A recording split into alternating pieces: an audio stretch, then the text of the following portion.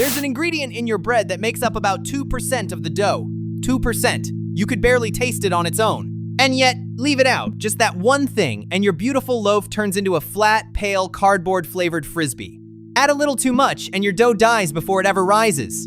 This tiny ingredient is the difference between a bakery loaf and a doorstop. And here's the twist. Making your bread taste salty is the least important thing it does. It's secretly running the whole operation, controlling the yeast, building the structure, painting the crust. It's salt, and almost nobody realizes how much power it's holding. When most people picture salt in bread, they think flavor. A pinch for taste, done. But inside a loaf, salt isn't a seasoning, it's the control system. It has 4 separate jobs, and every one of them shapes what comes out of the oven. It tames the yeast so your dough doesn't run wild.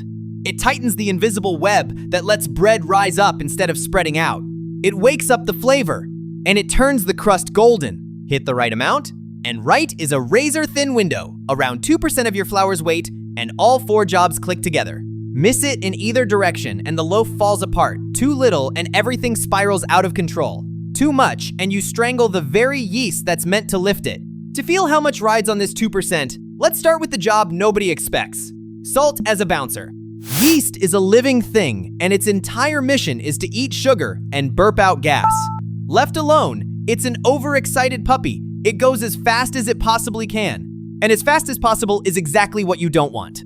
Here's where salt steps in, and the mechanism is beautifully sneaky. Salt is hygroscopic, it's thirsty, it pulls water toward itself, and yeast cells are basically little water balloons.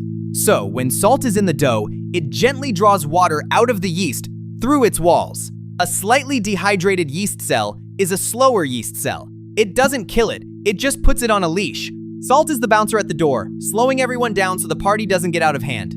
Take the bouncer away, and things get ugly fast. Picture a dough with no salt. The yeast has no leash, so it races. The dough puffs up fast, almost suspiciously fast, and you might think, great, more rise! But it's a trap.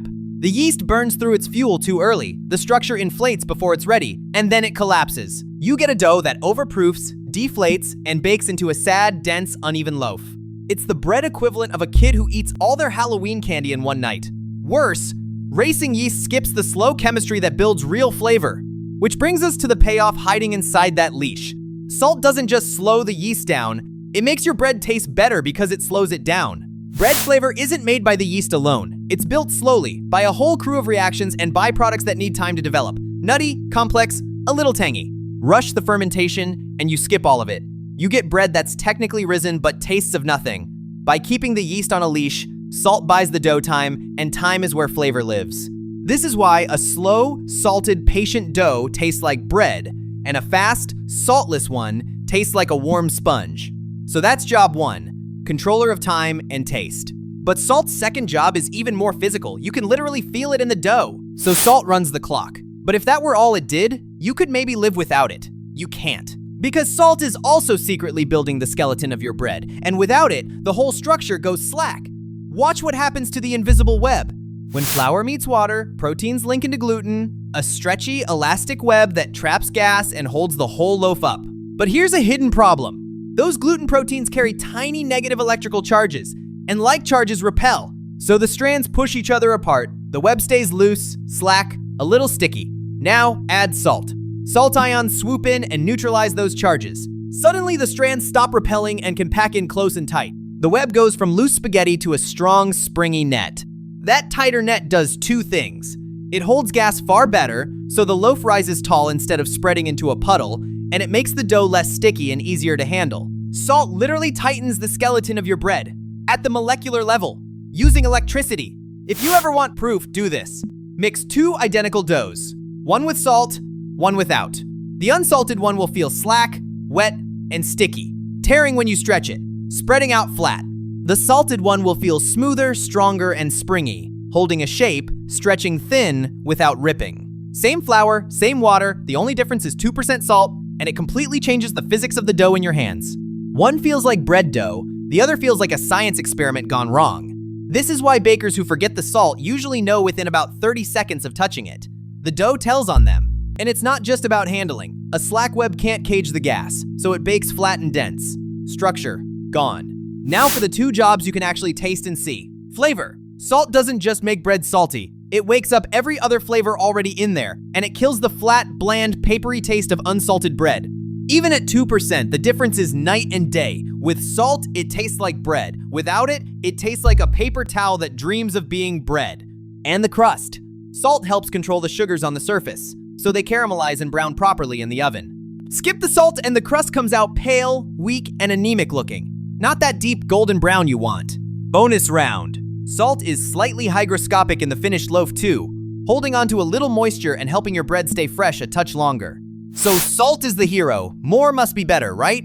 No, and this is the make or break. Salt controls the yeast by dehydrating it.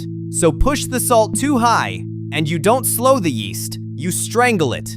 Too much salt pulls so much water out of the yeast cells that they can't work at all. Your dough barely rises and bakes into a dense, tight brick, so salt lives on a knife edge. Below about 1.5% of the flour, your bread tastes flat and bland. Above about 2.25%, it starts tasting salty, and push past that and you're killing the yeast. The magic window is right around 2%. Enough to leash the yeast, tighten the web, and season the crumb. Not so much that you kill the engine. 2%. That's the whole game. Here's how to nail it every time. 1. Weigh it, don't scoop it.